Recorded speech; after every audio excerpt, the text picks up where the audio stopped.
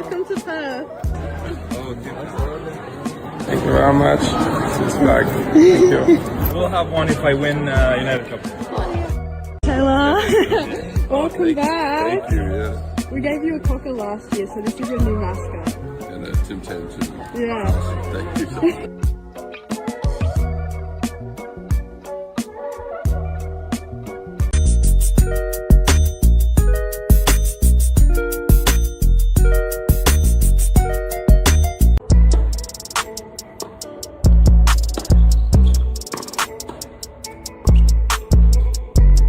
Aryna Sabalenka's reaction to this announcement has everyone talking.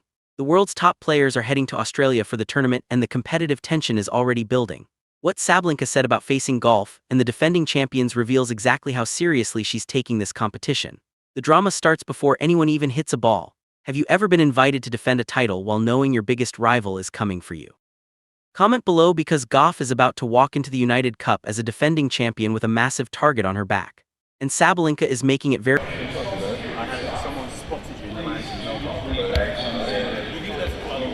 Okay.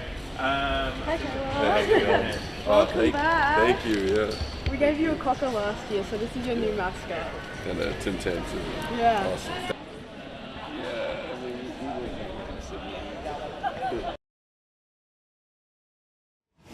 I feel rested. Yeah, I spent most of the off season trying to rehab some injuries as much as possible, while also trying to get some practice in. So,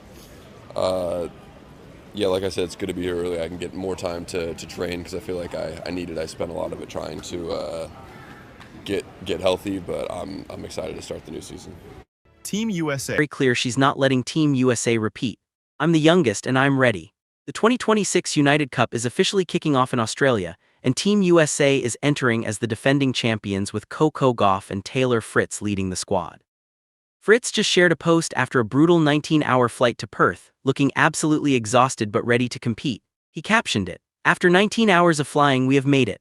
Honestly, that's the most relatable content any professional athlete has ever posted. 19 hours on a plane would have most people questioning all their life choices, but Fritz is doing it to defend a title. He mentioned starting his season strong last year and is looking forward to hopefully doing the same thing. You never know what to expect at the start of the year, but Fritz has been practicing for weeks, working on specific elements he says you guys will see once he hits the court. The tournament runs from January 2nd to 11th across Perth and Sydney, featuring 18 countries and some of the biggest names in tennis. This is the 4th edition of the United Cup, and it's become a massive deal in the tennis world. It's a mixed team competition on hard courts, meaning ATP and WTA stars compete together for their countries. That format creates some interesting dynamics because it's not just about individual performance, you're representing your entire country.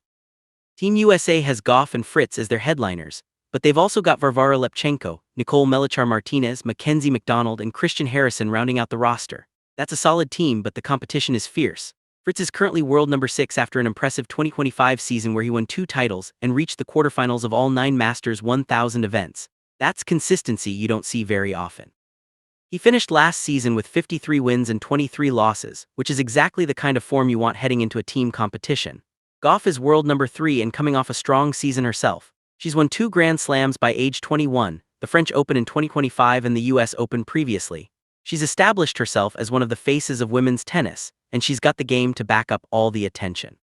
Having her and Fritz as the American anchors gives Team USA a legitimate chance to defend their title, but that's where things get complicated because everyone else is coming for them. Aryna Sabalenka is also competing in the United Cup, and she's made it clear that she's not here to watch Team USA celebrate again. Sabalenka is one of the most dominant players in women's tennis right now. She's aggressive, powerful, and has the kind of competitive fire that makes her dangerous in any format.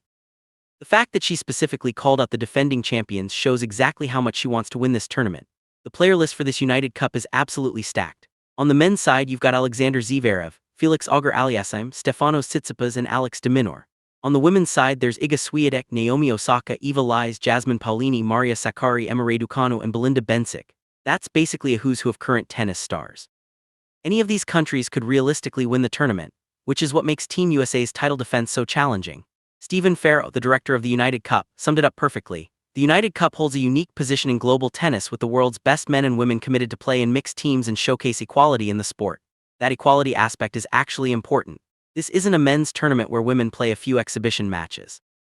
This is a legitimate mixed competition where both sides matter equally. Gauff's performance is just as crucial to Team USA's success as Fritz's performance. That creates interesting pressure because you're not just responsible for your own results, you're responsible for your country's results. Upon arriving in Perth, the players got a warm welcome that included kangaroo plush toys. There are photos of Fritz, Gauff, Osaka, and others holding these stuffed kangaroos, which is honestly adorable. It's these little moments that remind you these are actual people dealing with jet lag and long flights, trying to prepare for a major competition while also doing media obligations. The life of a professional tennis player isn't all glamorous. Sometimes it's 19 hours on a plane followed by posing with a mascot. But back to the competitive aspect, because that's what really matters here. Sabalenka going nuts about Gauff defending the title isn't just trash talk or media hype. Sabalenka is genuinely one of the best players in the world, and she's not okay with watching Team USA dominate. She's got something to prove, and she's facing a defending champion in Gauff who has already beaten her before in high-pressure situations. The Gauff versus Sabalenka rivalry is one of the more interesting matchups in women's tennis right now. They're both young, both incredibly talented, and both have completely different playing styles. Gauff is quick, athletic, and can grind out points while Sabalenka is power-based and aggressive. When they face each other, it's a clash of strategies. For Gauff specifically, defending this title puts extra pressure on her that she didn't have last year. Last year, Team USA was trying to win it for the first time. Now they're trying to repeat, which means everyone is gunning for them. That target on their back is real, and it affects how other teams approach matches against them. Fritz's perspective is interesting too because of his sustained excellence. But the United Cup is a different beast because it's a team format. You can play great individually and still lose if your teammates struggle, or your team can pick you up when you're having an off day. The other countries competing are no joke either. Germany always brings strong teams. Poland has quality players. Spain is always dangerous in team competitions. China has been improving their tennis program consistently. The depth of competition at this tournament is what makes it so difficult to win. We also have to consider the physical toll. Jack Draper opting out due to an arm injury shows just how demanding the calendar is. For Gauff and Fritz, they're clearly committed to representing Team USA, even with the risk of potentially aggravating an injury before the Australian Open. Not every player makes that choice. The format of the United Cup is also important to understand. It's not just one match and you're done. Teams play multiple ties, and each tie includes men's singles, women's singles, and potentially mixed doubles. Gauff might play singles and doubles in the same day. The workload can be significant, especially if your country advances deep into the tournament. That workload is part of what makes Sabalenka's competitive fire so important. She knows that to beat Team USA, she's going to have to win her matches, her teammates are going to have to win theirs, and they're going to have to outwork the defending champions. The Australian setting is also significant because hard courts are generally considered neutral surfaces. It rewards consistency and mental toughness. There's also the jet lag factor Fritz alluded to. Your body doesn't know what time zone it's in. You're trying to adjust sleep schedules, meal times, and practice schedules. The players who adjust faster have an advantage. Team USA has the advantage of having been there and done that last year. They know the venues and the conditions, but defending champions always face unique pressure. Every match feels bigger because you're trying to prove last year wasn't a fluke. The media attention is more intense, the expectations are higher. Gauff and Fritz have to deal with all of that while trying to play their best tennis. Sabalenka's intensity is dangerous because she is the hunter, not the hunted. She can play freely while Team USA deals with the pressure of defending. Coco Gauff and Taylor Fritz are heading to Australia to defend Team USA's United Cup title, and Aryna Sabalenka has made it clear she's coming for them. The competition is stacked with the world's best players, and the defending champions have a target on their backs. Whether they can repeat or whether someone like Sabalenka takes them down remains to be seen. Hit like and subscribe for more tennis coverage.